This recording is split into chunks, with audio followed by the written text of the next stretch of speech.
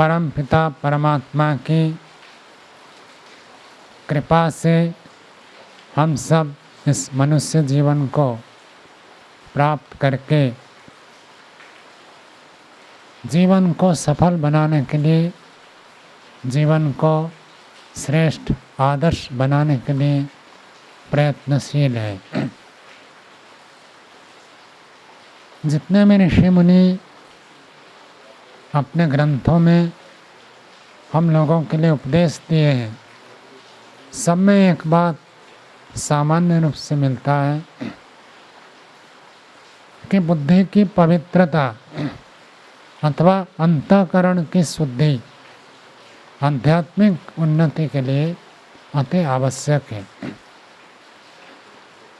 तो अंतःकरण को कैसे पवित्र करें और अंतःकरण को निर्मल करके मनुष्य जीवन की चरम सफलता को प्राप्त करने के लिए अनेक उपाय बताए गए।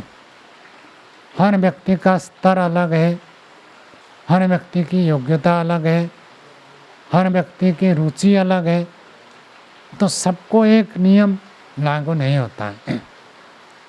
तो अलग अलग स्तर, अलग अलग व्यक्ति, अलग अलग योग्यता संपन्न लोगों के लिए अलग अलग उपदेश किया है। ये सब ऋषियों का वर्णन है। तो कहीं पर हमको कुछ मिलता है, कहीं पर कुछ मिलता है, कहीं पर कुछ मिलता है।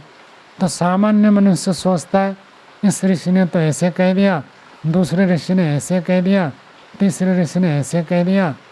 वास्तव में सत्य क्या है? महर्षि दयानंद हमारे निकटतम ऋषि है। उन्होंने कहा ऋषियों के बातों में कोई परस्पर विरोध नहीं है। जो विरोध देखता है वो समझने में दोष है। वास्तव में ऋषियों में कोई विपरीतता नहीं है। वो मनुष्य अलग अलग स्तर के मनुष्य के लिए बताया गया है। अब वेद में भी आप देखेंगे तो आपको कंट्राडिक्शन मिलेगा। कहीं पर वेद में कहता है कि पुत्र पौत्र के साथ घर में आनंद में रहो, और वहाँ लिखा है सर्वम आयु हो, पूरी जितनी आयु है तो उतनी आयु घर में रहो, पुत्र पौत्रों के साथ आनंद करो। और दूसरे जगह पर बताते हैं कि ये तो अनित्य है, इसी में लगे मत रहना, ये शरीर भस्म हो जाएगा, इसको देखो, ओम का स्मरण करो, वानप्रस्थ लो, संन्यास जाओ। यति शब्द प्रयोग किया है। यति लोग उसको प्राप्त करते हैं। यदि सारा जीवन गृहस्थ में रह जाएगा, पुत्र पौत्र के साथ आनंद करेगा, तो यति कैसे बनेगा और ऐसे कैसे होगा? तो इसको हमको समझने की आवश्यकता है। न्याय दर्शन में इसलिए आया कि वेद में परस्पर विपरीत है, इसलिए हम वेद को प्रामाणिक नहीं मानते। तो उत्तर दिया गया वो आपके समझने के दोष से वास्तव में परस्पर विपरीत नहीं है। तो ऋषि तो प्राप्त हो जाए तो उसको कोई समस्या नहीं है। वेद के सभी मंत्र उसको ठीक समझ में आते हैं, और जो ऋषियों की दृष्टि को प्राप्त कर लेता है उसको भी कोई समस्या नहीं है। जो थोड़ा पढ़ते हैं, विशेष गहराई में नहीं जाते, उनके लिए ऐसे लगता है कि यहाँ तो ऐसे कह दिया, वहाँ ऐसे कह दिया, वहाँ ऐसे कह दिया। जो दर्शन के ऊंचे स्तर पर पहुँचते हैं, गहराई में प्रवेश करते हैं, उनको ठीक समझ में आता है। तो शंकराचार्य जी ने 4 मठ स्थापित किया, और शंकराचार्य बनने के लिए कैसी योग्यता है वो सब बताया। उसमें साथ ये भी एक बता दिया कि जो सब शास्त्रों की संगति लगा सकता है वही शंकराचार्य बन सकता है। यदि कहता है इस शास्त्र में ऐसे लिखा, उस शास्त्र में ऐसे लिखा, परस्पर विरोध है, वो उस पद के लिए योग्य नहीं है। वास्तव में विद्वान वही है जो ऋषियों के बात को ठीक समझ सकता है। यदि ऋषियों के बात में विरोध देख रहा है तो कैसा विद्वान है? हम तो ऐसे समझते हैं हमारी बुद्धिमत्ता, हमारी विद्वता, हमारी कुशलता उसी में है कि ऋषियों की बात को हम ठीक ठीक समझ जाएं। ऋषियों से पार करना हो तो जन्म जन्मांतर की तपस्या पुरुषार्थ से व्यक्ति उस स्तर पर पहुंच सकता है। लेकिन अभी तो हमारी जितनी योग्यता है, ऋषियों के बात को ठीक समझ जाए और उसके अनुसार आचरण कर ले, यही बहुत है। तो शास्त्र में कहीं भी परस्पर विपरीतता नहीं है। यदि हमको विपरीत लगता है तो हमारे समझने में कमी है। ये सब व्याकरण जब पढ़ते हैं, व्याकरण के पहले ही जिसको कहते हैं पारिभाषिक, पारिभाषिक का अर्थ होता है एक नियम, विशेष नियम, और जो समस्या का समाधान कर दे, ऐसे वाक्यों को पारिभाषिक कहते हैं। चालू भाषा में कहो तो पुलिस है, जहाँ भी झगड़ा हो जाए तो पुलिस आकर समाधान कर देता। तो व्याकरण में जब गंभीर चर्चा करते हैं तो सबसे पहला जो पारिभाषिक बनाते हैं वो है व्याख्यानता विशेष प्रतिपत्ति न ही संदेहात अलक्षणम। तो वहाँ पर महाभाष्यकार पतंजलि व्याख्या करके लिखते हैं, वार्तिक कात्यायन का है, भाष्यकार पतंजलि है। वो कहते हैं अष्टाध्यायी के 4000 के लगभग सूत्र है, उनमें से कोई सूत्र आपको गलत लगता है तो ये मत कह देना कि पाणिनि ने गलत लिख दिया। तो कहते हैं पाणिनि जी बड़े पवित्र थे और दर्भ, कुशा, दाब जिसको कहते हैं, दर्भ को हाथ में लेकर पूर्व दिशा की ओर मुंह करके बैठे थे और ध्यान करके पवित्र हृदय में इस व्याकरण ग्रंथ की रचना की।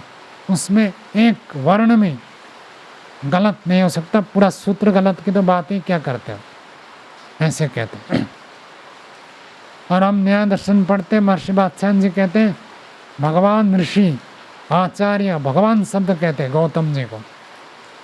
तो ऋषियों को जो वास्तव में ठीक समझेगा तो उनके अंदर तो हृदय से ऐसी श्रद्धा होगी, और जो समझ नहीं पाएगा वो सोचेगा इन्होंने गलत लिख दिया, ऐसे गलत लिख दिया। तो व्याकरण में महाभाष्यकार पतंजलि जी व्याख्या करके कहते हैं कहीं पर आपको लगता है व्याकरण का सूत्र गलत हो गया तो गलत मत कह देना, उसमें एक अक्षर भी गलत नहीं हो सकता है, एक वर्ण आधी मात्रा भी गलत नहीं हो सकता है, पूरा सूत्र गलत होने की तो बात क्या है। ऐसी श्रद्धा ऋषियों के प्रति होनी चाहिए। वही व्यक्ति ऋषियों को ठीक समझ सकता है जिसके अंदर ऐसी श्रद्धा हो। जिसके अंदर श्रद्धा नहीं है वो ऋषियों की बातों को समझ ही नहीं सकता। मैं कहेगा हाँ यहाँ कुछ लिख दिया या कुछ लिख दिया, ये हमारे जीवन के लिए जरूरी नहीं है, इसके बिना में काम चल जाएगा, यही भावना बनी रहेगी। तो कहीं पर आपको लगता है गलत है तो कहते व्याख्यान था, व्याख्यान करो। एक ही बात है, उसकी दो प्रकार की व्याख्या हो सकती है, जिसको आप कहते हैं सकारात्मक दृष्टि, नकारात्मक दृष्टि। कोई भी वाक्य हम बताएंगे तो उसका खंडन भी हो सकता है और उसको सही भी सिद्ध किया जा सकता है। सामान्य उदाहरण दे देता हूँ। मान लो कोई कहेगा ईश्वर नहीं है, तो क्या व्याख्या करेंगे उसकी? ईश्वर नहीं है अर्थात ईश्वर प्रकट नहीं है। अब नहीं का अर्थ ईश्वर का अस्तित्व नहीं है, ऐसे करेंगे तो उल्टा अर्थ होगा। कहीं पर कहेंगे ईश्वर नहीं है तो इसका मतलब जैसे ये जगत अभिव्यक्त स्वरूप में है, ईश्वर ऐसे अभिव्यक्त नहीं होता। ईश्वर शरीर धारण नहीं करता है, ईश्वर का अवतार नहीं है, ईश्वर का जन्म नहीं है, यही अर्थ होगा। अब सामान्य व्यक्ति तो पढ़ेगा, कहेगा देखो यहाँ लिखा ईश्वर नहीं है। और दूसरा जगह पर कहेंगे कि यहाँ प्रकृति नहीं है, कुछ भी सब कुछ ब्रह्म ही है, तो उसका क्या अर्थ करें? ऐसे वाक्य होते हैं। इन्हीं वाक्यों को ठीक से ना समझने से बहुत सारी भ्रांतियाँ फैलती है और अलग अलग मत पंथ संप्रदाय बन जाते हैं, फिर आपस में कलह होता है, फिर विवाद हो जाता है। महर्षि दयानंद ने कहा सभी मत पंथ संप्रदाय में कुछ ना कुछ अच्छा है, और जो जो अच्छा है उस सबको स्वीकार होता है, उसको ग्रहण किया जाए, और जो जो उसमें वेद विरुद्ध है उनको छोड़ दिया जाए। ये होता है ऋषियों की दृष्टि, आर्ष दृष्टि। कोई भी व्यक्ति किसी भी मत पंथ संप्रदाय को आप ले लीजिए, सारी बातें गलत हो ही नहीं सकता, कुछ तो अच्छी बात होगी, लेकिन कुछ उसमें वेद विरोध भी हो जाता है। हम ऋषियों को इतना महत्व क्यों देते हैं, ऋषियों को इतना जोर क्यों देते हैं, ऋषियों की बातों को इतना प्रामाणिक क्यों मानते हैं? क्योंकि ऋषि क्रांतदर्शी होते हैं। हम और आप जैसे बोलते हैं, ऋषि ऐसे नहीं होते हैं। हम तो पुस्तक पढ़कर बोलते हैं, हम दूसरों से सुनकर बोलते हैं, हम अपनी ओर से कुछ सोच कर बोलते हैं। ऋषि ऐसे नहीं बोलते। बहुत सारे लोग कहते हैं स्वामी जी आप पुस्तक लिखिए, आप बहुत अच्छा बोलते हो, तो पुस्तक लिखो। मैं कहता हूँ ऋषियों ने सब लिख रखा है, उनसे अतिरिक्त मैं क्या लिखूं? हाँ, ये हो सकता है ऋषियों के बात गहन है, सूक्ष्म है, उसकी थोड़ा व्याख्या करें, उसका थोड़ा विश्लेषण करें, उसको थोड़ा विस्तार से बताएं, ये तो हो सकता है। लेकिन मैं नया क्या लिखूं? नया कुछ लिखने की आवश्यकता नहीं है। जितना ऋषियों ने लिख रखा है उतने को यदि हम अपने जीवन में धारण करें और दूसरों को कराएं, तो उससे हमारा भी कल्याण हो जाएगा, जगत का भी कल्याण हो जाएगा। ऋषि प्रामाणिक होते हैं, मैं प्रामाणिक नहीं हूँ।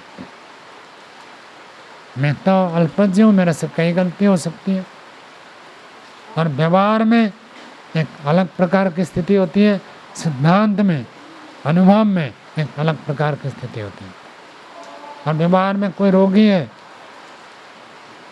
तो औषध का सेवन करेगा, अब उसको देखकर कोई कहेगा देखो ये तो इन पदार्थों का भी सेवन करते, मैं उसके लिए औषध है, दवाई है, वो अलग स्थिति है। व्यवहार में अलग स्थिति है, सिद्धांत और आध्यात्मिक साधना, योगाभ्यास, अनुभूति अलग है। जो इनको समझ नहीं सकता है वो दोष देखेगा।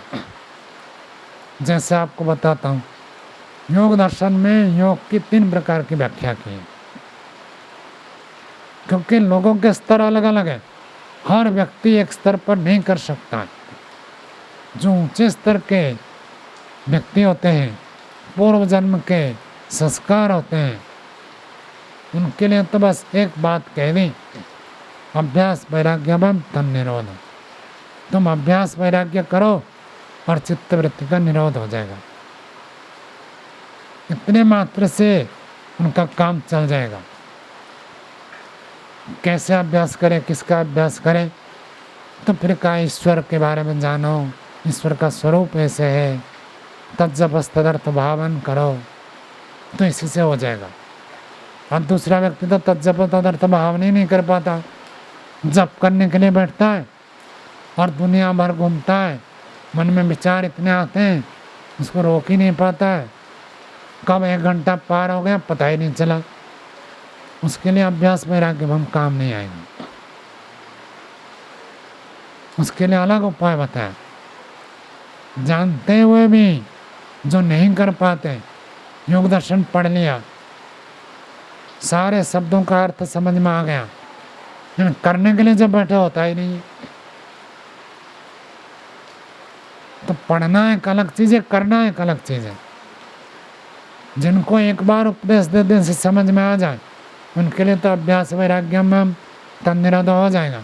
उनके लिए ईश्वर प्रणिधान, बस कह दिया बेटा ईश्वर प्रणिधान करो, दिन भर ईश्वर प्रणिधान करोगे, इसी से तुम्हारा काम चल जाएगा और किसी की आवश्यकता नहीं है।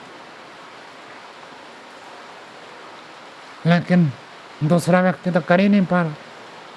सुबह उठते ही संकल्प करेगा ईश्वर प्रणिधान करूंगा, और यज्ञ करके नाश्ते में जाते जाते बोल गया, कब ईश्वर के साथ संबंध छूट गया पता ही नहीं चलेगा। उस व्यक्ति के लिए अभ्यास वैराग्य अभ्याम में कठिन है। तो उनको कहा भाई 3 काम करो। अब आप मिथ्यान स्थिति में हो, आप अभ्यास वैराग्य से काम नहीं चलेगा। 3 काम करो, तपस, स्वाध्याय, ईश्वर प्रणिधान। कुछ तपस्या करनी पड़ेगी। जितना तप करते हैं उतने ही हमारा चित्त कहिए, अंतःकरण कहिए, मिथ्यान अवस्था से हटकर आध्यात्मिक की ओर मोड़ खाता है। तपस्या अति आवश्यक है, इसलिए जिनका चित्त एकाग्र नहीं होता उनके लिए तपस्या आवश्यक है, और जिनका चित्त एकाग्र है, अभ्यास वैराग्य से हो जाता है, उनको तपस्या की आवश्यकता नहीं है। तपस्या कर चुके हैं, वो खूब तपस्या करके सारा सुख छोड़कर वैराग्य से युक्त है। वैराग्य के लिए ही तप करना, यदि वैराग्य हो गया उसको तप की क्या आवश्यकता है ना। हम लोग जिस स्तर पर है, हमारे लिए तपस्या जरूरी है। कुछ ना कुछ तप करना ही पड़ेगा। और एक बार योग दर्शन को पढ़ा तो चित्त एकाग्र नहीं हो रहा तो बार बार पढ़ो। मुख्य शास्त्र को योग दर्शन पढ़ लिया, नहीं हुआ, फिर सांख्य पढ़ो, सांख्य से भी नहीं हुआ, वैशेषिक पढ़ो, न्याय पढ़ो, वेदांत पढ़ो, उपनिषद पढ़ो, वेद मंत्रों का स्वाध्याय करो। बार बार करेंगे तो चित्त में परिवर्तन होगा। तो व्यथान अवस्था में जो है उनके लिए इसकी आवश्यकता है, और इनको भी ईश्वर प्रणिधान करना पड़ेगा। लेकिन तपस्या स्वाध्याय के साथ साथ ईश्वर प्रणिधान, जो ऊंचे स्तर के है, केवल ईश्वर प्रणिधान कहने से उनका काम हो जाएगा। लेकिन जो अभी ईश्वर प्रणिधान कर ही नहीं पा रहे तो उनको तपस्या भी करनी है, स्वाध्याय बार बार करेंगे तो ईश्वर प्रणिधान की स्थिति बनेगी। फिर ईश्वर प्रणिधान का भी अभ्यास करेंगे। ये अभ्यास ही है और वह सिद्ध है, कर सकता है। तो उसके लिए अब कोई व्यक्ति तपस्या क्या है, स्वाध्याय क्या है, ईश्वर प्रणिधान क्या है, कुछ जानता ही नहीं है। योग दर्शन भी नहीं पढ़ा, कोई दर्शन पढ़ा नहीं, अध्यात्म क्या है नहीं जानता है, योगाभ्यास किसको कहते हैं वो भी नहीं जानता है, ईश्वर क्या है नहीं जानता है, कुछ नहीं जानता। और लौकिक व्यक्ति जब ऐसे जीवन जीते ऐसे जीता, और संयोग से आ गया प्रवचन सुना कि भाई जीवन का लक्ष्य खाना पीना जीना नहीं है, तो पूछता फिर करना क्या है। तो उसके लिए कहा भाई ऐसे नहीं होगा, आपको विवेक प्राप्त करना है तो योग के 8 अंगों को पालन करना। उसको कहा जाएगा पहले अहिंसा का पालन करो, अहिंसा पालन हो जाए तो आगे बढ़ सकते हो, अहिंसा नहीं है तो आप नहीं बढ़ सकते। तपस्या तो बात की बात है, स्वाध्याय बात की बात है, ईश्वर प्रणिधान बात की बात है। उसके लिए 5 यम, 5 नियम, आसन, प्राणायाम, 8 अंग, उसको कहा जाएगा ये 8 अंग है, पहले इनको याद करो। स्वामी सत्यवती जी 4 बात कहते थे, 8 अंग जानो, फिर उनके नाम को याद करो, फिर उनकी परिभाषा को जानो, फिर उनके फल को जानो। 4 बात हो जाए तो फिर आचरण करो, इससे व्यक्ति बढ़ेगा। तो अलग अलग स्तर के व्यक्ति है तो उनको अलग अलग उपदेश दिया जाता है।